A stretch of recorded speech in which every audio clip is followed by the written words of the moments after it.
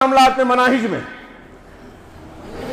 اب یہاں آپ دیکھیے کہ اہل تصوف کیسے کیسے دعوے کرتے ہیں۔ ہاں، ہمارے یہاں ایک جاہل ہے، وہ کہتا ہے، اور کتابوں میں لکھا ہے، گہرائی کی مجلسوں میں پڑھا جاتا ہے، اللہ تعالیٰ سے شیخ عبد القادر جیلانی نے کہہ دیا 70 سے زیادہ مرتبہ کہ تو اور تجھ کو ماننے والے تیرے سلسلے کے جتنے سب کو میں نے بخش دیا۔ اب وہ کچھ بھی کرے، شرک کریں، بدعت کریں، زنا کریں، شراب کے اڈے اور جوئے کے اڈے چلائیں، سود بیاج کھائیں، نماز کے لیے کبھی مسجد میں نہ آئیں، شیخ عبد القادر جیلانی جنت میں کھینچ کے لے کے چلے جائیں گے۔ انا للہ و انا الیہ راجعون۔ یہ میرے ہاتھ میں جو کاغذات ہیں اس میں کچھ مثالیں ہیں بعض صوفیوں کے اقوال حوالوں کے ساتھ، کہ کسی نے کہا کہ اگر میرا ماننے والا کوئی جہنم میں چلا گیا تو میں اس سے بری ہوں، جانے ہی دوں گا جہنم میں۔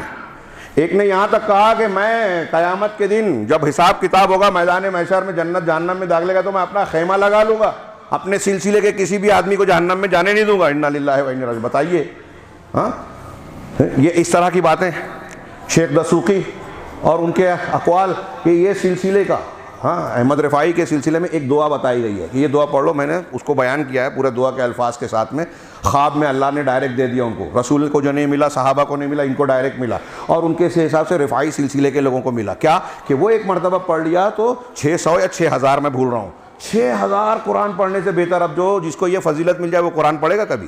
مقصد یہی ہے قرآن حدیث سے دور کرنا۔ آپ صوفیت میں جائیں گے تو کہیں گے اللہ اور رسول کی بات، قال اللہ قال رسول کو کھرچ کر نکال دو۔ میں نے پچھلا جمعہ مالیگاؤں میں اس پر خطبہ دیا، ان کے کچھ اصول ضابطے بیان کیے۔ انتہائی سنگین خطرہ جو ہمارے بیچ میں پڑ رہا ہے اور ہم متاثر ہوتے ہیں، جہالت کے ساتھ اس کو قبول کر رہے ہیں، عالمی فتنہ ہے، مسلمانوں کے زوال کا بہت بڑا سبب۔ تو یہ کہہ رہے ہیں کہ بخشوا لیں۔ اب تھوڑی دیر کے لیے ان کے یہ دعوے سوچئے اور پڑھیے قرآن و حدیث۔ نبی صلی اللہ علیہ وسلم کی بخاری کی حدیث پڑھ کر رونگٹے کھڑے ہو جائیں، آنکھوں سے آنسو بہہ پڑے۔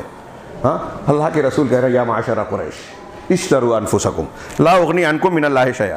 اے قریش کے لوگوں، خاندان ہے، رشتہ دار ہیں سب، ہاں، اپنے آپ کو خرید لو، بچا لو، میں تمہارے سامنے اللہ کے مقابلے میں تمہارے کچھ کام نہیں آ سکتا۔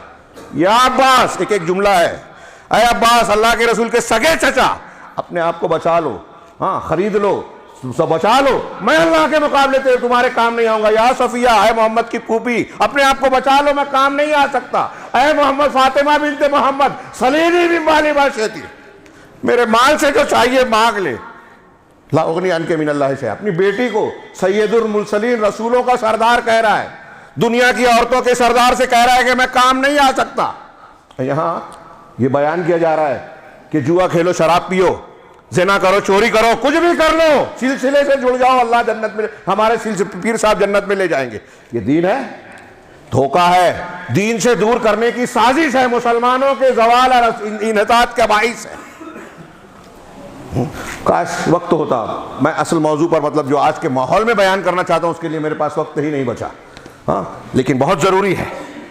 یہ اہل تصوف کی، اور اس سلسلے میں جو عبادات میں غلو کیا گیا، انحراف اختیار کیا گیا، نئی نئی عبادتیں، بدعتیں، تہوار بنائے گئے، قرآن حدیث سے دور کیا گیا، یہ ایک لمبا قصہ ہے اور اس کی ضرورت ہے کہ ہم اور آپ اس کا مطالعہ کریں۔ اللہ کے رسول، میں ابھی بار بار کہتا ہوں، اللہ کے رسول نے کہا 73 فرقے ہوں گے، 72 جہنم میں جائیں گے، تو یہ ایسے ہی نہیں پائیں گے کہ آپ کی معلومات کے لیے، ہمیں اور آپ کو تنبیہ کی ہے کہ ہمارا کام ہے کہ معلوم کریں وہ ایک جنت میں جانے والا کون ہے، اپنے آپ کو اس میں شامل کریں۔